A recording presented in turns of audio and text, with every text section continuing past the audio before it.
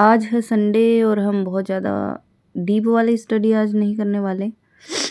बोले तो शेड्यूल पहले ही टूट जाता है संडे को। कल रात को मुझे सोते-सोते 3:30 नहीं 4 बज गई थी। थोड़ा-सा फिर वीडियो की एडिटिंग में भी टाइम लग जाता है, तो 4 बज गए थे।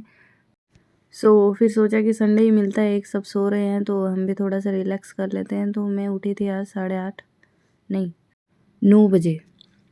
अच्छा 9 बजे उठते ही फिर घर के काम, उसके बाद थोड़ा चाय नाश्ता, नहाना-धोना सब करके मैं 12 बजे के अराउंड आके बैठी हूँ पढ़ने के लिए। आज मैं सब्जेक्ट वगैरह कुछ नहीं पढ़ने वाली हूँ। एज़ यूजुअल मैं आज भी करंट पढ़ूँगी और कुछ एक आधे जो इम्पोर्टेंट वीडियोज़ जो मैं लास्ट वीक में नहीं पढ़ पाई थी वो कुछ करूँगी। जैसे कुछ गवर्नमेंट की कुछ स्कीम्स वगैरह है, कुछ नई जो अभी 2023 में आई है, तो वो सब देखूँगी। मीन्स जो भी बकाया पीछे के वीक का बाकी है वो करेंगे। उसके बाद करंट को पूरा करूँगी। मई हाफ़ ही कर पाई थी मैं पिछले संडे को, तो आज वो ख़त्म करूँगी। प्लस जून भी ख़त्म करना है क्योंकि जून तक आई है मेरे पास, ये थोड़ा ख़त्म कर लूँ। फिर 15-20 दिन बाद में मैं आगे के 1-2 मंथ का और मँगवाऊँगी। आप में से भी बहुत से लोगों के साथ ऐसा होता होगा कि 3-4 दिन तो आपने कंटिन्यूअसली जो आप शेड्यूल बना के चले हैं, उस पे पढ़े। बहुत से लोगों के साथ तो बहुत सी महिलाओं के साथ स्पेशली होता है कि एक आज जितनी पढ़ाई हुई है वो कल नहीं होगी। ऑब्वियसली क्योंकि बहुत से चेंजेस हैं, आते-जाते रहते हैं हमारी लाइफ में। वी आर नॉट अनमैरिड तो बहुत फ्लक्चुएशन आता है।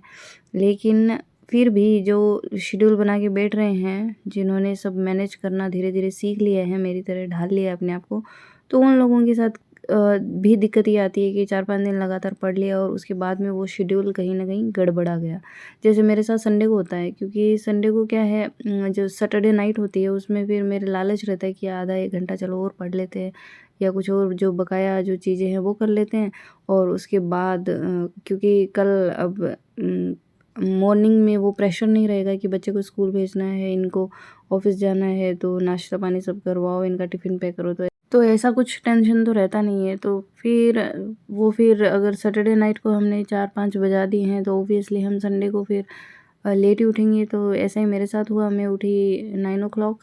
उसके बाद में अब 9 बजे उठो भले ही 7 बजे उठो, उठते ही सबसे पहले आपको घर का काम ही दिखता है और सारे काम ख़त्म करके फिर अगर आप पढ़ने बैठ जाते हैं संडे को, तो थोड़ा रिलैक्स भी रहते हैं और टेंशन भी नहीं रहती है, काम ख़त्म किए हुए रहते हैं, तो आपको ज़्यादा बाद में ज़्यादा डिस्टर्बेंस नहीं होगा।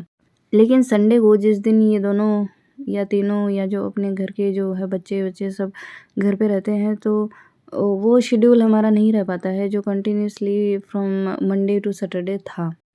मेरे साथ पहले ऐसा होता था कि 5-6 दिन मैंने लगातार पढ़ लिया, फिर एक दिन जैसे ही शेड्यूल हल्का-सा भी गड़बड़ाया, मतलब आधा 1 घंटा भी ऊपर-नीचे हुआ, तो फिर मेरा वो पूरा दिन की पढ़ाई एकदम अस्त-व्यस्त हो जाती थी। लेकिन जैसे-जैसे धीरे-धीरे हम मैच्योर होते हैं, फिर हम मैरिड लाइफ़ में आते हैं, फिर और कई तरह की चीज़ें हमें सीखने को मिलती है, तो उसमें हमारी सहनशीलता भी बढ़ जाती है, हमारी समझदारी भी बढ़ जाती है, अंडरस्टैंडिंग भी बढ़ जाती है, हमारी मेंटल कैपेसिटी भी बढ़ जाती है, हमारा पोटेंशियल भी बढ़ जाता है। मीन्स शादी के वैसे बहुत सारे फ़ायदे भी हैं हमारी पर्सनैलिटी को अच्छा बनाने के लिए, मीन्स जो गुण हम में होने चाहिए वो बढ़ाने के लिए। तो इन दैट वे मैंने क्या किया है, मेरा अगर 2-3 घंटे 4 घंटे का भी शेड्यूल गड़बड़ा गया ना, तो इन दिनों मेरे साथ ये हो रहा है कि जैसे ही टाइम मिले बैठ जाओ। ये मत सोचो कि पीछे जो 1 घंटा बीत गया उसमें क्या हुआ, पीछे जो 1 दिन बीत गया उसमें क्या हुआ। अभी जितना मौका मिल गया उसको पूरा भुनाने की कोशिश करिए।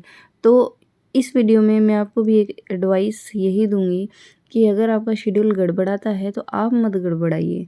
मीन्स आप अपनी मेंटल स्टेबिलिटी को बनाए रखिए। ये मत सोचिए कि आज अब 2-3 घंटे की पढ़ाई मिस हो गई है या आधा दिन तो मैं पढ़ ही नहीं पाई, तो अब मैं आधे दिन पढ़ के और क्या कर लूँगी, ऐसा नहीं है। आप 1 मिनट भी पढ़ेंगे, 10 मिनट भी पढ़ेंगे तो उसमें पढ़ा हुआ आपको याद रहेगा। इसलिए टाइम को ज़ाया ना करते हुए जैसे ही आपको टाइम मिलता है आप उसको यूटिलाइज़ करने की पूरी कोशिश करिए। अगर आप if you are damn serious about, है ना, किसी भी एम को लेके, किसी भी टारगेट को लेके, वो टारगेट आपका कुछ भी हो सकता है। यहाँ मैं पढ़ाई की बात इसलिए कर रही हूँ क्योंकि फ़िलहाल मैं पढ़ाई ही कर रही हूँ।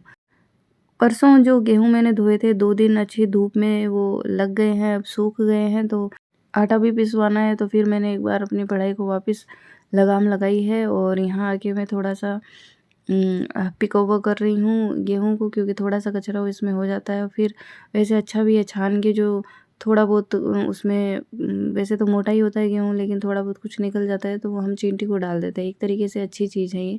तो मैं जानबूझ के ऐसा करती हूँ कि कुछ कचरा हो, मान लो बाई चांस, तो वो साफ़ भी हो जाए और थोड़ा-सा धर्म का काम भी हम कर लेवें। और अब आटा पिसवाने के लिए ये दोनों ही जाएँगे हाथ-हाथ, तो मैं नहा धो के रोटी बना के वापस बैठूँगी पढ़ने के लिए। आज मैंने इस वीडियो में अपने घर के कामों को बिल्कुल भी शूट नहीं किया है, इसलिए नहीं किया क्योंकि एक दिन तो मुझे भी थोड़ा ब्रेक चाहिए। घर के काम तो लाइफ़ टाइम ऐसे ही रहने हैं, तो सोचा कि कुछ अच्छा सा टॉपिक लेते हैं और टॉपिक यही था, मुझे लगा कि शेड्यूल संडे को हमारा बहुत टूटता है, तो उस शेड्यूल से आप गड़बड़ा मत जाया करिए और जितना भी टाइम मिलता है आप उसको यूटिलाइज़ करा करिए। एक बहन ने मुझे कमेंट किया था सिखवाल वाली जो मैप वाली बुक आती है वो दिखाने के लिए कि किस तरीके की है, तो मैं लास्ट में वो दिखा दूँगी। वैसे वो ठीक ही है, एक शुरुआती लेवल पे जब हम तैयारी कर रहे होते हैं तो वो बुक ठीक है। मैप के ज़रिए उसमें जैसे कोई रिवर है तो वो कहाँ पे है, कोई माउंटेन्स है, कोई माउंटेन रेंज है वो कहाँ पे है, तो ये सारी चीज़ें उसमें मैप के थ्रू दिखाई हुई होती है। और आपको पता ही है हम जो माइंड है हमारा वो अच्छे से डायग्राम्स को और बनाई हुई चीज़ों को मीन्स इमेजेस को अच्छे से कैप्चर करता है। तो उस बात को ध्यान में रखते हुए ये बुक बनाई गई है। तो मैं आपको देखो दिखा दे रही हूँ यहाँ पे, ये बुक इस तरीके की है। अब में से ज़्यादातर लोगों के पास ये बुक मिलेगी क्योंकि शुरुआत में हमें यही सजेस्ट की जाती है, तो थोड़ा आइडिया हो जाता है।